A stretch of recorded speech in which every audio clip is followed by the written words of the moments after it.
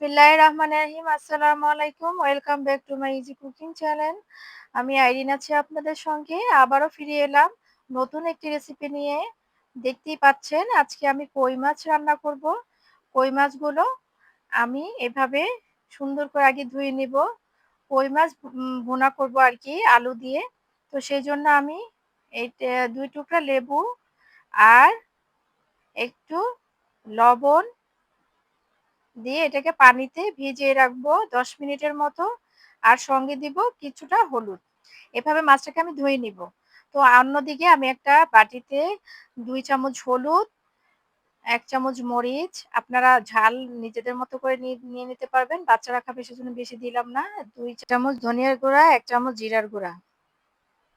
পরিমাণ মতো লবণ দিয়ে একটি আমি সঙ্গে দিব আদা রসুন পেস্ট অল্প একটু। তো এটা আমি একটা মিশ্রণ তৈরি করলাম। আ আমি আসলে সব মসলাগুলো এইভাবে আরকি বাটা মসলা টাইপেরই আজকে ইউজ করব। যাতে বাটা মসলাটা যেরকম হয় ঠিক ওরকম। আপনারা গুঁড়াটাও দিতে পারেন ডিরেক্টলি। আমি এইভাবে করে দেখালাম। আমার কাছে এটা ভালো লাগছে। সেজন্য আমি এভাবে করি মাঝে মধ্যে। তো আমি মাছগুলো সুন্দর মতো ধুয়ে তারপরে আমি কিছুটা হলুদ আর লবণ মাখিয়ে মাছগুলো এখন ফ্রাই প্যানে ভেজে তুলব। তো চলুন এখন ভাজি। তো আমি ফ্রাই প্যানে কিছুটা তেল নিলাম। এখন আমি এক, এক করে মাছগুলো তেলের মধ্যে ছেড়ে দিব এবং মাছগুলো সুন্দর করে উল্টে পাল্টে ভেজে তুলব। লাল কিছুটা লাল হবে মাছগুলো।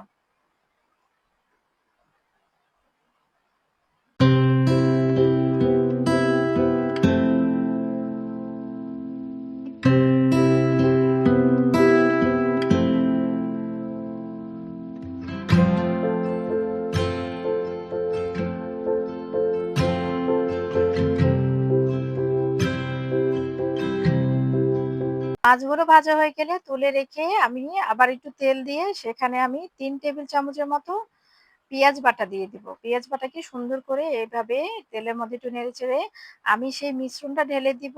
বা সব মসলার মিশ্রণটা যেটা আমি বাটিতে করে রেখেছিলাম। এখানে আমার তেলটা সব শুকিয়ে গেলেও বাটা মসলা যেহেতু তেলগুলো এখনই ভাসবে না, পরে ভাসবে। তো তাতে টেনশন করার কিছু নাই। আমি পরে ওই বাটিটা আবার পানি দিয়ে ধুয়ে দিয়ে দিলাম। ওটাকে সুন্দর করে মসলাগুলো কষিয়ে আমি সঙ্গে দিব আলু। আমার বাচ্চারা আলু খেতে পছন্দ করে তাই আলুটা একটু বেশিই দিলাম। আপনারা কমিয়ে দিতে পারবেন, সমস্যা নেই। আমি আলুটা একটু সিদ্ধ হওয়ার জন্য ঢেকে দিব। এখন দেখুন আলুটা অনেকটাই সেদ্ধ হয়ে গিয়েছে এবং কষানো হয়ে গিয়েছে। তো এটাকে সুন্দর করে নেড়েচেড়ে আমি কিছুটা পানি দিয়ে দেব। পানি একদম বেশি দেওয়া যাবে না আবার কমও না। যাতে মাছগুলো একটু ডুবে থাকে এই টাইপের একটু পানি দিতে হবে।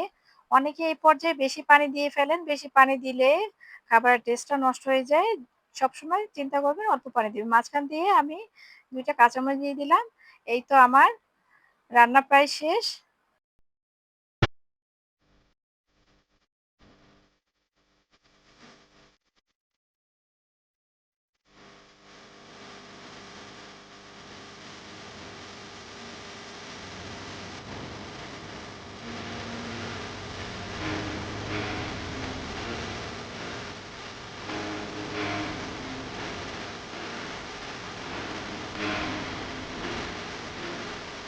একটু ঢেকে দিব যাতে ধনেপাতার কাঁচা ভাবটা না থাকে। তো পরবর্তী রেসিপি দেখার জন্য সবাইকে আমন্ত্রণ রইলো। আল্লাহ হাফেজ।